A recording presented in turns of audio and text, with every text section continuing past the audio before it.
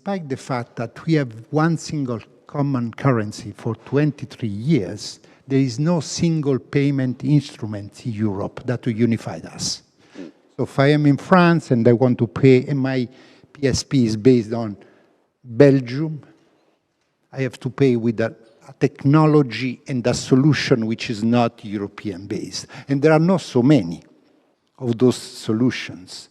So you wonder what kind of competition you get. Who is going to pay for the price of this oligopoly? Ask the merchant if you want an answer. Ask them. There are use cases which are not completely addressed. Think about e-commerce. If you want to buy something with e-commerce, you cannot rely on domestic scheme. You have to rely on, again, on American technology. Think about peer-to-peer payments. If I want to send some money to my son, which is in a different city, you cannot do right away. There are only two countries that can do that. Spain with Bizum and I guess the Netherlands with the Ideal.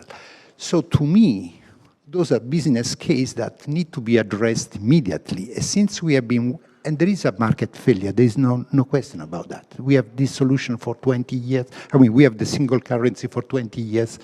No solution has emerged. To me, those are compelling reasons to go ahead as fast as possible.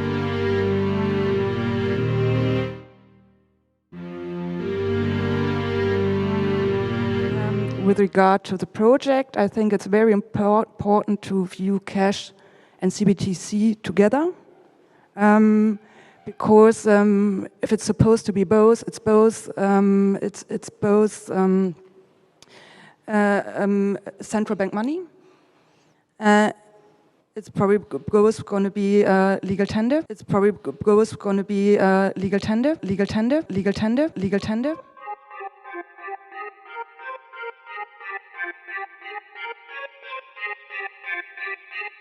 Interesting, this morning, the Brazilian Central Bank announced that they're pursuing an exploratory program with Visa to look at programmable money for certain categories of agricultural trade.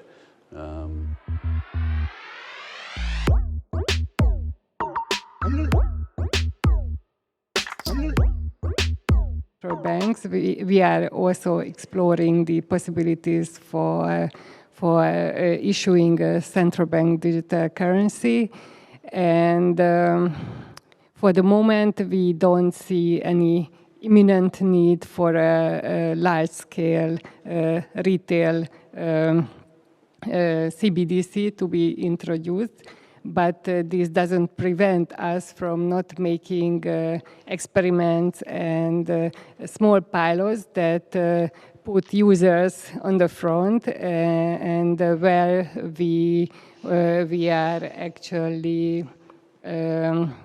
having real use cases to be implemented. Just to make an example, one of our already running project is called Digital Student Safe, and there we are aiming at the digital financial inclusion of primary school year students, so in the age of 8 to 14, and their parents. So we are offering them a gamified platform in the form of a mobile application where they can fill in quizzes and answer them, and they are rewarded with actually digital stamps or dollars that can be later redeemed in a retailer, so they can win a real present on the one hand, but also the platform also embraces real money. So we in Hungary actually already issuing a central bank digital currency for real users